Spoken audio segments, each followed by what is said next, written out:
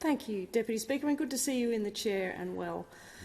The reality is that the Australian people must understand that the changes proposed by this bill are far from very modest, as the Employment and Workplace Relations Minister describes them. This is a radical reordering of Australian workplace law, which every business organisation in Australia has pleaded with this government not to go ahead with.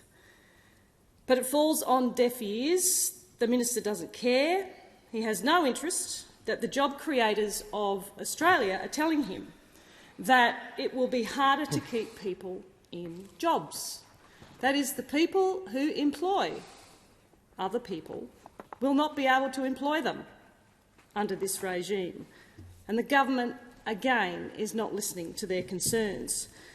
This sort of complexity and the costs associated with it will be impossible for a small business and medium business, more than 15 employees, to deal with. Now, in my electorate on the Gold Coast, everybody enjoys Surfers Paradise. They enjoy the Central Gold Coast. There are 32,000 small and family businesses who could be impacted by this regime. There's 72,000 small and family businesses on the Gold Coast. Medium businesses, I don't have a number for you, Deputy Speaker, but they will definitely be affected by this legislation, and so will the local economy when it comes to job losses as a consequence. And once again, the Labor Party seeks to erode the choice and flexibility of individuals who want to work in their own time, on their own terms, and this is an affront to liberalism. Choice and flexibility is the bedrock of the Liberal Party of Australia, and it's the bedrock of entrepreneurialism, which is the bedrock of the Gold Coast.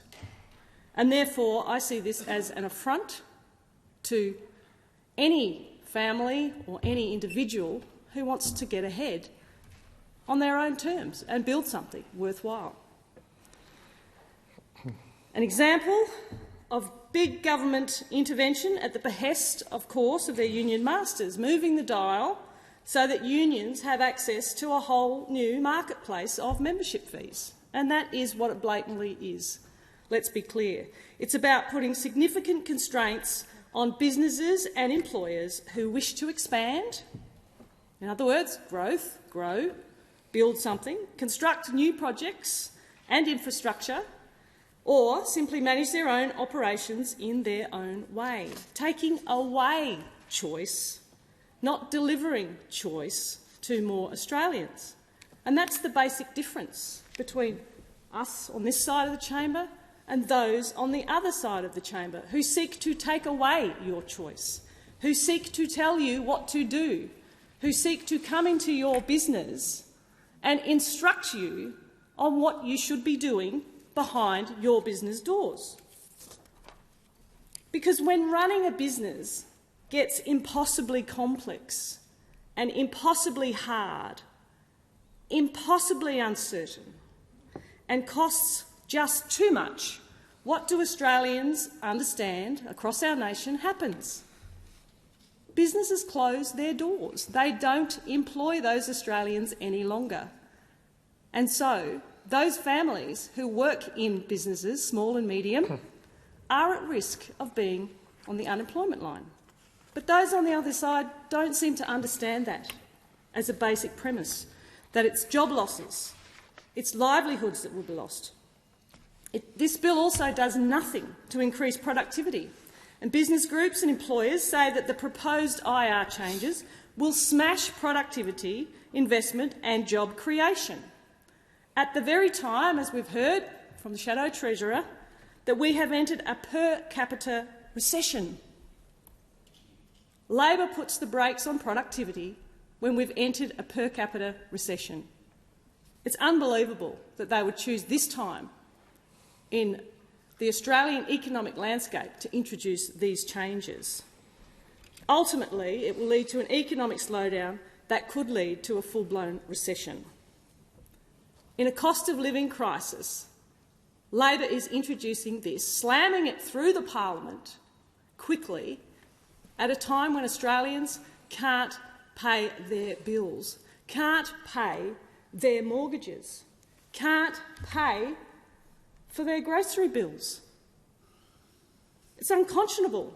Australians are barely making ends meet, and this government is ramming through this legislation to make things more expensive by $9 billion in one decade, and that's just the tip of the iceberg, because those additional costs get passed on to consumers, and that adds to inflation.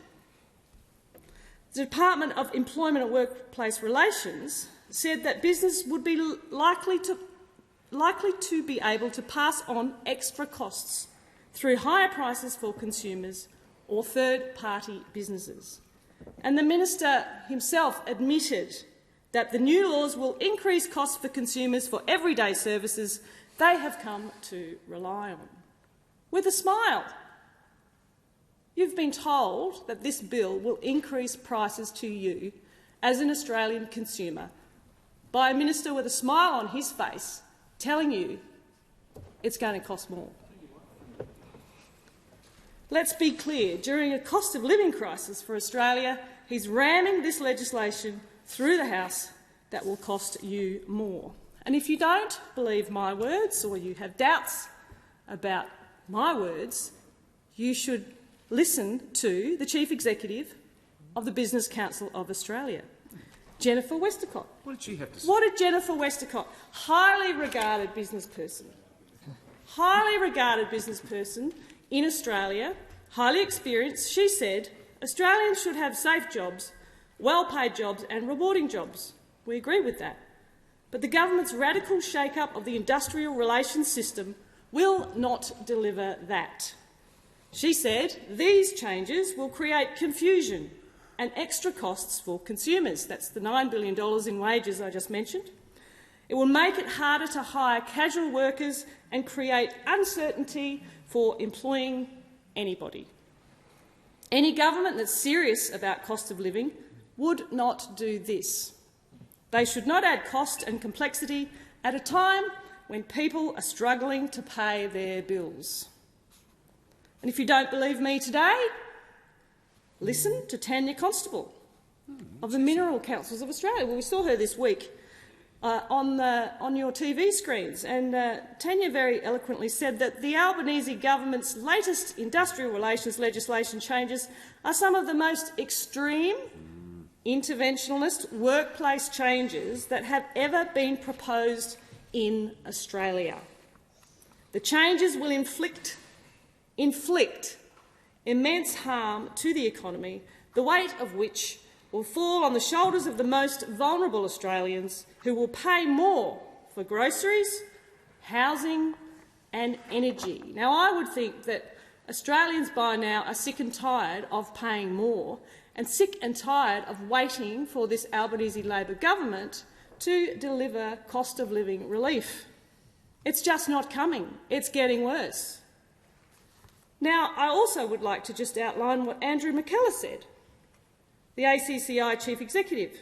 He said the legislation will be bad for productivity, those wanting to be their own boss, remember, entrepreneurialism, the great dream of Australians to build something worthwhile, and consumers struggling with the cost of living crisis. The only winners in this are union chiefs. There it is, highlighted. Union chiefs are the only winners in this. The only loophole this bad legislation is looking to close is that of plummeting union membership. Couldn't have said it better myself. This is a continuation of a radical industrial relations agenda, and we are again bracing ourselves for further risky changes to our workplace system. The government has not made a case for these changes. The government has not made a case for these changes. It has not been able to outline how this legislation will enhance productivity, lift wages or make it easier to generate more jobs.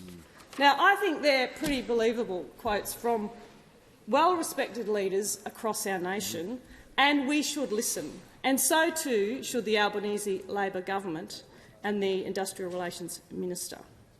They're pretty scary words for the future of our country. Small and medium business is not a magic pudding. It is not something that the government can put its hands into and rip the guts out of, and we on this side will not stand for that. We will not stand for this government ruining, destroying what Australians have worked their whole life for generations. We will not watch you pull it apart and tear it down. Those on the other side think that small and medium business people are rich and that their money can be accessed and given to others. Well, that is not the case. Australian employers play a crucial role in creating those jobs, and we applaud them for it. The Australian labour market is indeed diverse. It provides various forms of work for people of different circumstances and different needs, and it should be diverse.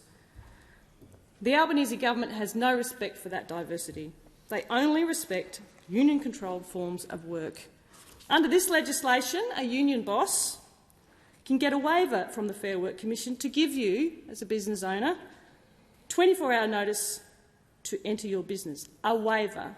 If they suspect, not if they have proof, not if they've heard it through a complaint, but if they suspect that you have underpaid anybody on your team.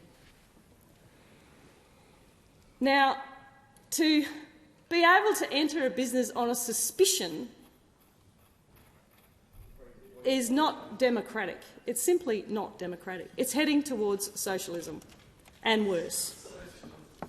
And the minister can't answer the question. That's right, we banned communism in the 1950s.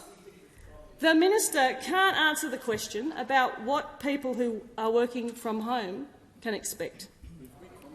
He hasn't. He hasn't. I think there are some members on the other side who have actually been members of that party in the past. But the minister can stand at the dispatch box and he can yell all he likes at the coalition, feigning his passion for this bill, when what we know he is doing is working on behalf of the unions. They are assaulting entrepreneurialism. They are assaulting businesses that have been built over generations. That's what it's about. So this so-called closing loopholes legislation equals closing businesses and closing jobs. That's what it should be called. The Closing Businesses and Closing Jobs legislation. That's what it should be called.